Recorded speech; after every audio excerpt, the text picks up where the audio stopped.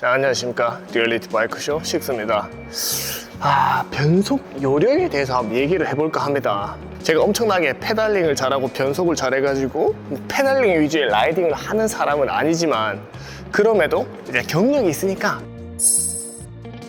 간단하게 기어가 가벼우면, 즉 페달링이 가벼우면 속도는 느리지만 힘이 세지고요. 기어가 무겁다 그러면 이제 페달링을 무거워지는 대신 속도가 빨라지죠.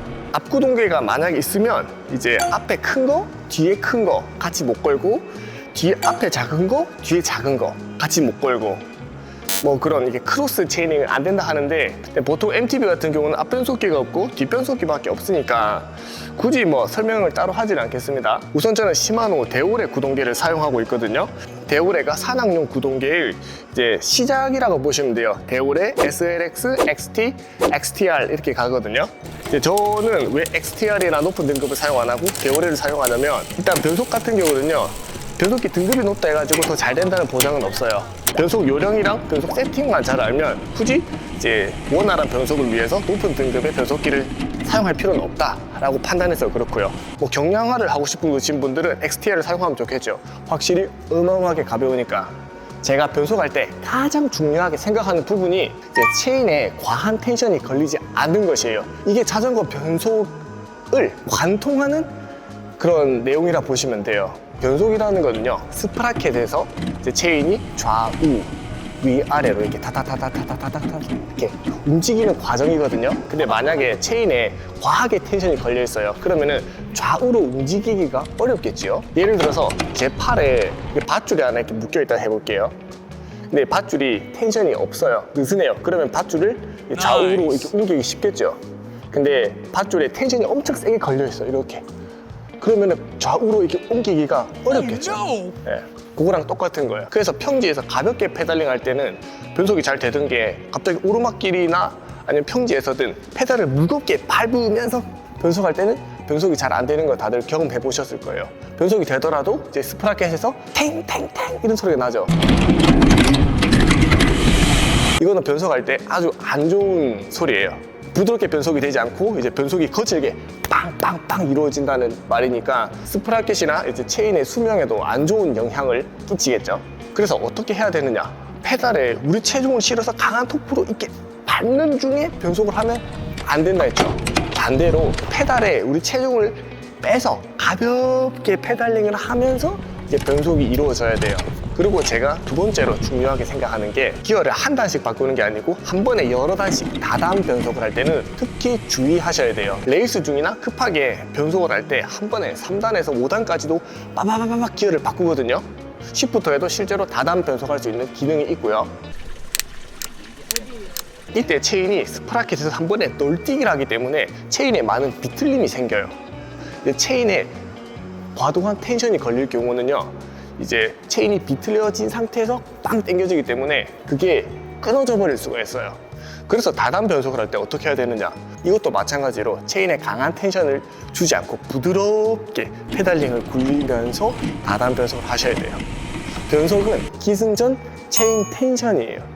평지나 내리막길 같은 경우는 이제 페달을 가볍게 굴려주면서 이제 변속하기가 크게 어렵지 않을 거예요. 근데 이제 조금 더 신경 써야 될 부분이, 속도가 좀 있는 상태에서 오르막길 진입할 때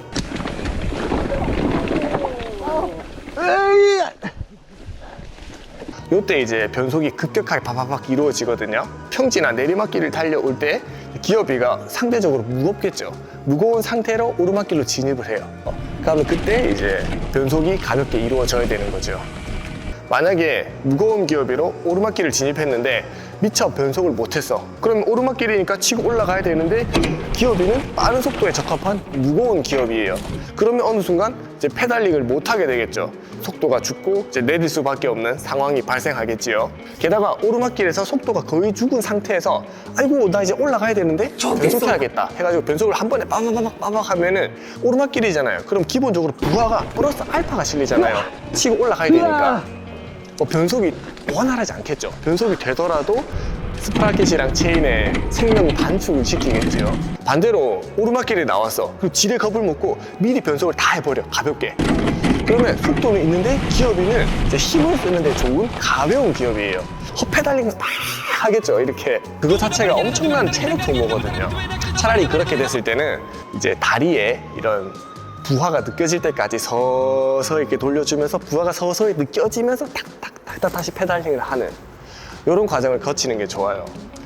이렇게 하는 거는 너무 에너지 소모가 커요. 오르막길에 진입할 때 어느 순간은 속도가 제로가 되겠지요. 제로가 될 때까지 올라온 거리, 그 시간 동안 모든 변속이 이루어져야 되는 거예요. 무거운 기어비로 오르막길을 진입했지만 이제 속도가 제로가 되기 전에 미리 이제 가벼운 기어비로 다 전환이 되는 거지요. 그래서 우리 손은 되게 부지런해야 돼요. 파파파박 타다다다닥 드르륵 탁탁탁탁. 만약에 오르막에 진입하고 변속을 막 했는데 기어 변속을 다 못 끝냈어. 그러면 이제 우리가 판단을 해야 돼요. 아, 이 무거운 기어비 이 상태로 쭉 댄싱을 치든 뭘 하든 치고 올라가서 주파를 해버릴 것인가, 아니면 어떻게든 변속을 할 것인가. 전자 같은 경우는 멋있죠. 근데 만약에 변속을 미처 못 끝냈고 기어비가 무거운데 오르막길이 좀 길어요. 그러면은 끝까지 무거운 기어비로 가기에는 좀 무리가 있어요. 그때는 어떻게든 변속을 해줘야 되는데 저 같은 경우는 이렇게 해요. 댄싱을 치든 페달을 세게 밟아주든 쭉쭉 밟아서 속도를 내고 그 속도가 죽는 동안에 가볍게 페달링 하면서 변속하고, 이렇게 쳐주고 가볍게 페달링 하면서 변속하고. 제가 좀 오버를 했는데 익숙해지면 그렇게 안 해도 자연스럽게 할 수 있어요. 치고 변속, 치고 변속, 약간 이런 느낌으로.